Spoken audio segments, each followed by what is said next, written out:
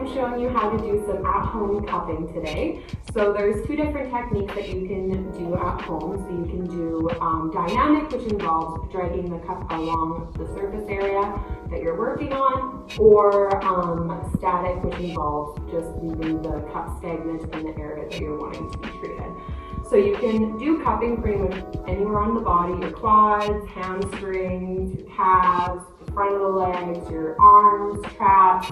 You can call a friend up and get your glutes done. You can even get your lower back and upper back done too. I'll show you how to do some stuff on your own. So you can, for your quads, you can put the cup on, and then you want to slowly drag it along the area that you are wanting to be treated.